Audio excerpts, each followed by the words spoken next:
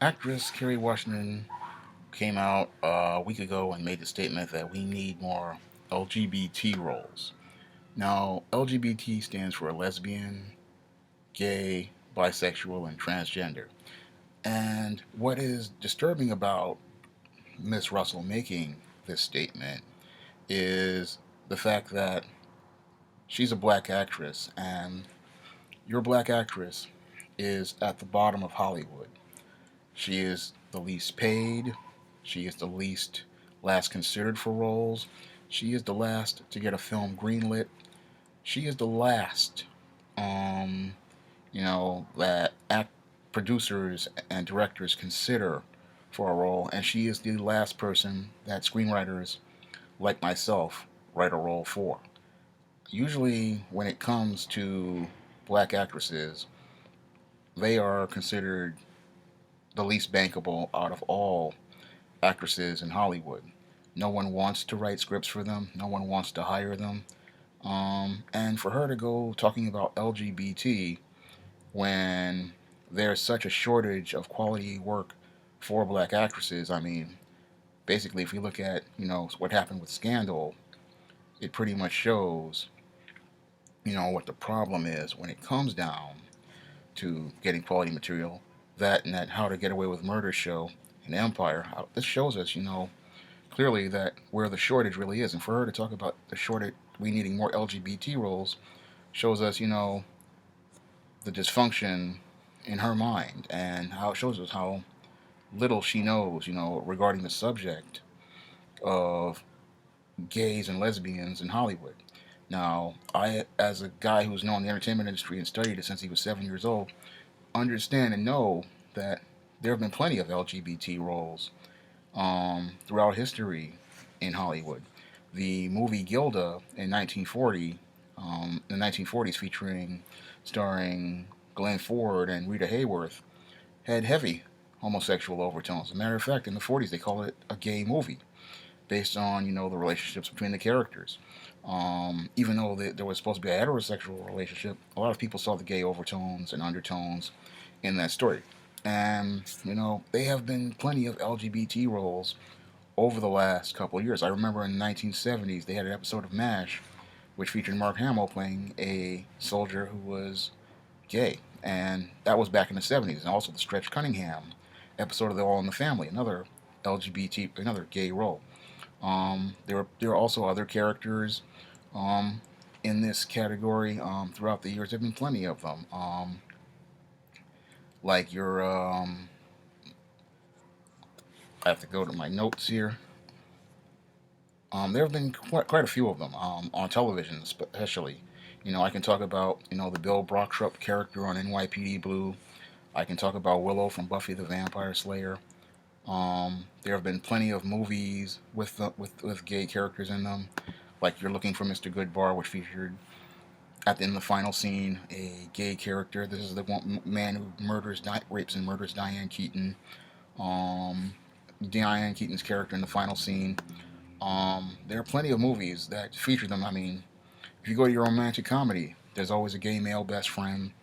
If you go to your thriller, like your single white female, there's a gay male best friend. There are plenty of gay characters and lesbian characters on television. This is a regular staple, for many movies and many television shows.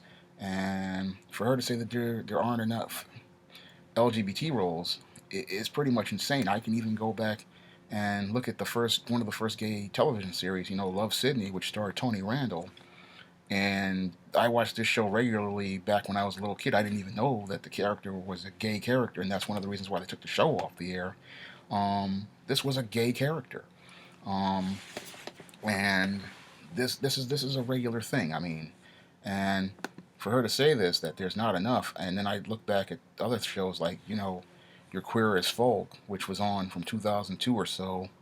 Um, this has been something that's been there have been plenty of LGBT roles on television again since the 40s and since the 50s because a lot of guys these were white males and it was just another extension of a white male and for her to again to say this, it shows you, this is another case of her bed wenching and trying to appease these people that she's working for, because these studio heads, because when you look at the facts, it doesn't add up. I look at the facts as a guy, again, who studied the entertainment business since he was 7 years old.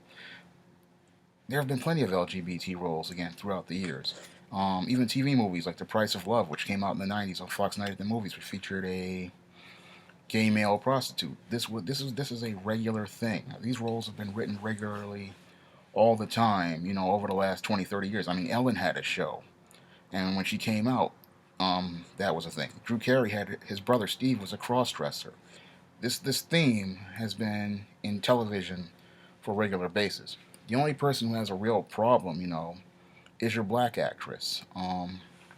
Again, last least paid, last considered for a project, last one to get a greenlit, last least bankable, and for one of these black actresses who gets a platform, instead of coming out to speak out for other black actresses, she decides to speak out for LGBT when they already have their own platform. I mean, they've had their own platform for years. I mean, the LGBT community is a pretty much a cornerstone of Hollywood. I mean, I look at the history of Hollywood. Spencer Tracy and Katharine Hepburn, both of them were homosexuals. And a lot of people don't know that. They don't know that there were actors who starred in many hit TV shows, like Raymond Burr, who starred in Perry Mason and Ironside. He was a gay man.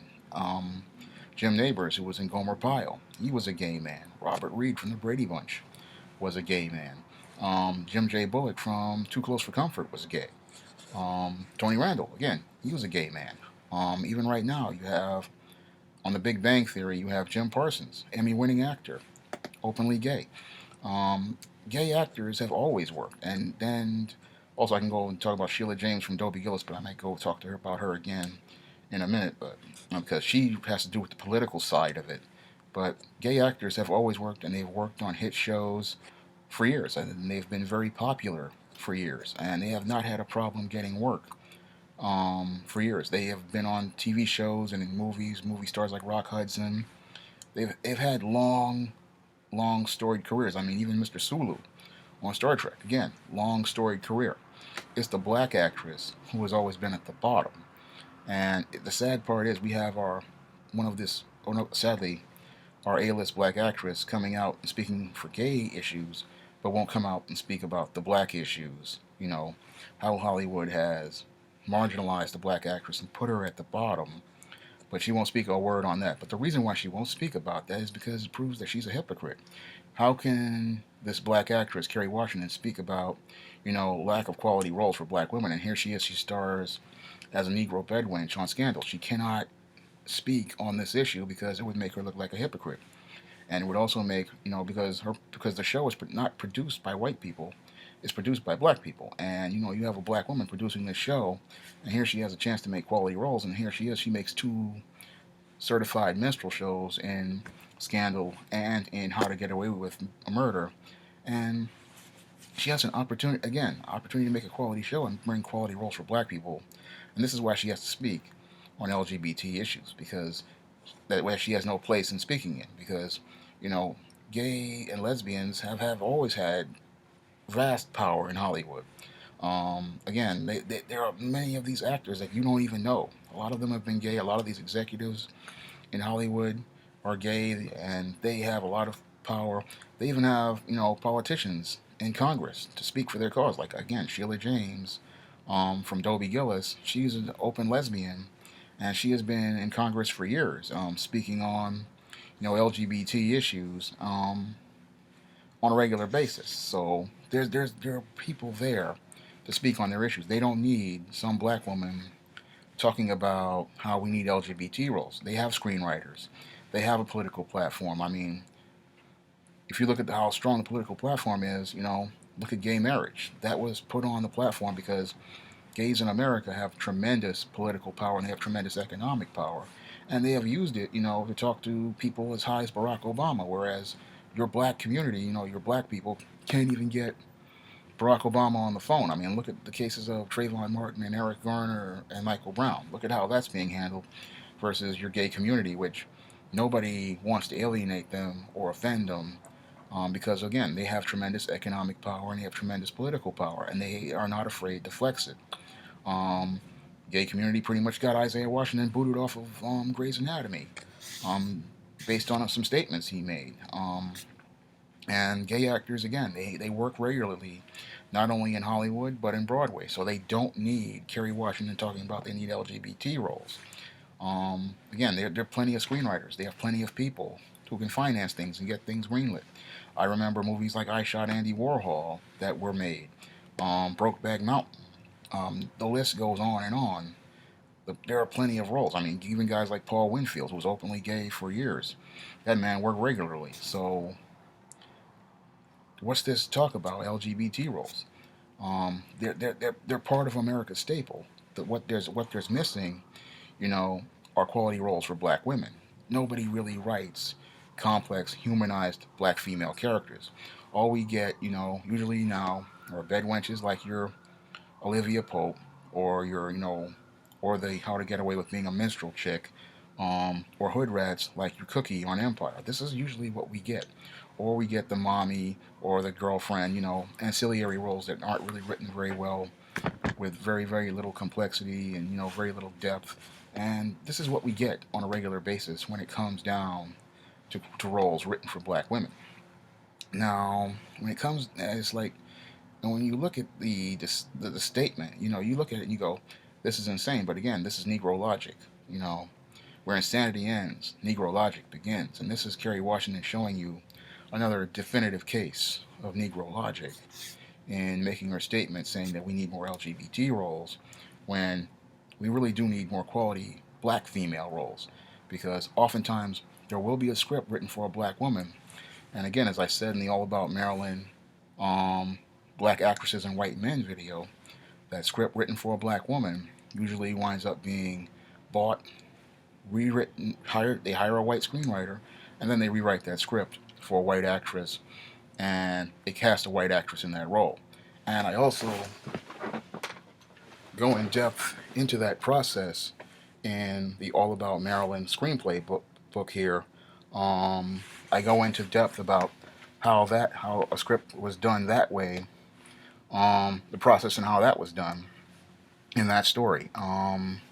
Because in the All About Maryland story, I detail, what happens to black actresses in Hollywood and how hard it is for them to get quality scripts and quality roles. Because again, there aren't that many black screenwriters out there. Out of 12,000, 20,000 screenwriters in Hollywood, only 500 work on a regular basis a year. And out of that 500, there's only 2% of them are African American screenwriters. So there aren't that many African American screenwriters out there to write scripts for black women, and a lot of them don't have the incentive to write scripts for black actresses because the money just is not there. I mean, your screenwriter, like myself, is paid 2 to 5% of a production budget. And if we write a script for a white actor, chances are, usually we can get a larger payday for ourselves. I mean, if I write a script, for a white actress, the starting budget usually is anywhere from 20 to $40 million, depending on who the actress is. If she's a B or a C lister, it might be 20 million, or if she's like A lister, it might start at 40 million. But the chances are that budget, it means that I'm going to get a better payday. And if I write for a white male, that payday, it starts again at 40 million, and it goes up. But for your black actress, your budgets usually, they vary in a range. Again, I've said before, about 8 million to 16 million. Some of them on a made-for-TV budget level go down as low as 4 million, and that's not really a lot of money. If you cut 2 to 4% of that, that's not really gonna pay your bills, especially if you live in a busy area like Los Angeles, or you just get to sell that one script. It's not a lot of money to live off of. But it's like the screenwriter has no incentive to write that script, and take that script and give it to a black actress. Now, because I've run into this, and I've seen it firsthand. It's like there's no incentive to write that script or even do that script that way because there's no money in it. I mean, why should I take a script that I can get a $200 million budget for, and then write it for a black actress and get 16 million for it or $8 million for it, and then have it not do well at the box office, and then I have a stain on my record. When I can take that same script, to a white actor, get that $200 million budget, and make myself some money, and then if it's a hit at the box office, they call me up for another commission. But that's the way Hollywood works, and a lot of people just don't understand that. They think that that quality roles for black women is an easy thing, but it's a very hard thing to get through. Again, especially when you have film projects that tend to do poorly or mediocre, and then the actors aren't very good. It really hampers the struggle because there are a lot of good black actresses out there, but they're hampered by stuff like bad scripts or um, bad directors or just a whole bunch of other elements. And then they're also hampered, by people like Kerry Washington who make statements like this, saying that we need more LGBT roles instead of black roles because there aren't that many quality, black roles out there. I mean, it's hard to get a good script, and the script, like You're All About Marilyn here, is the foundation of the movie. And again, if nobody's writing screenplays for you, it's hard for you to get those roles. I mean, when it turns down to LGBT, there's been no problem. I mean, Brokeback Mountain, which came out maybe about a couple years ago, Oscar nominated movie, Oscar winning movie, they had no problem getting that film greenlit because again, it starred two white males. And there are plenty of other roles I can talk about. If I could just remember them, um, which featured gay characters. I remember one with Desperate Housewives where she played a transgender. She got an Oscar nomination. I can't remember what the name of the woman saved my life, but they have no problem getting projects greenlit and approved, and even getting a budget for them because again, they starring white people. Films starring black people are almost impossible to get through because there's so much risk involved. Because even if you can even get a following, is the chances are of getting these people to pay for it. I mean, this is one of the big problems, getting black films out there. And Kerry Washington's statement, all it does is hold back quality scripts for black actresses. Again, the last person that anybody wants to consider for a role, the last person anybody wants to greenlight a project for, the last person anybody wants to finance a project for, the last person anybody, wants to spend money on a movie ticket for. And all she does with her statement is hold back all of those black actresses who really need work. I mean, there's a lot of young, talented sisters out there who want to show their range and really want to show their talent and really show their skill. And a statement like hers, all it does is hold them back. Um, because a lot of people just don't understand, the social hierarchy in Hollywood. And the black woman, again, she's at the bottom, the very, very bottom. And all we have now is like a lot of the black people in Hollywood. They're doing a disservice to the next generation of young, talented of black actresses. They've got theirs, and they're saying screw you. I mean, your Kerry Washingtons and your Halle Berrys are basically saying screw you. We've got ours, screw you. And this is the type of statement they're making by not, trying to advocate for the other sisters out there who desperately need work. Because there's a lot of sisters out there who want to act and they want to get good jobs, and nobody's writing for them. Nobody's developing material for them. Nobody's on the executive level trying to advocate for them or trying to support them. And I've seen it. I've done the research on it. Um, we have a black actress. She'll pop up for 1 minute and then she'll just disappear. I mean, she'll be on the cover of magazines for a minute and then she'll just disappear. And that was another thing that I went into in All About Marilyn. I talked about how these black actresses, they're seen for a minute, then they're gone the next. And the reason why that is done is because nobody wants to put the financing in because they fear losing so much money when it comes time to go to the box office. People just don't go to movies featuring black actresses in the lead unless it's some, cheesy I Can't Get a Man movie. If I were to write a different type of complex role, it'd be hard to sell. And that's the sad part about it. But the whole thing is that the black actresses can perform in those type of roles if you give them a script and the audience were to really seriously give it a chance. And that's the whole thing. It's very hard to get that script through because a lot of people, they have these preconceived notions. They only want to see black actresses in stories that fit a certain narrative, and that is, your bedwench, your slave, your mammy, or your single, successful, well-educated black woman who can't get a man. But the whole thing is that there are more stories out there. There are more different types of stories out there, and if we were able to see those type of stories, we'd really see some acting range in some of these sisters out here, and they really be able to take, their acting craft to the next level, because you'd have good writing to really showcase their strengths, and that they'd be able to build upon their weaknesses, and really take their craft to that next level. But we don't really have that these days. And again, your Kerry Washington just pretty much threw all those black actresses under the bus with her statement by saying we need more LGBT roles, when again we need more quality scripts for black actresses, and we need more quality stories for black actresses. Like your I Will Follow, which featured Sally Richardson Whitfield in a very, very beautiful performance. We need more films like that, and sadly, we're not getting more stuff like that. Um, that's all I have to say for this video. You can pick up All About Marilyn at Amazon.com in paperback or on Kindle. It is Kindle Unlimited exclusive. So if you have Amazon Prime, you can borrow a copy of All About Marilyn by just purchasing it. You can borrow it for free if you have Amazon Prime. The paperback is great because it has formatting in the screenplay style, so you really get an understanding of how screenplays are written. And it's a great book. It'll really detail and tell you the story of the struggle of black actresses in Hollywood, and how hard it is to get those scripts through, and how hard it is for a black actress to get work in the entertainment industry.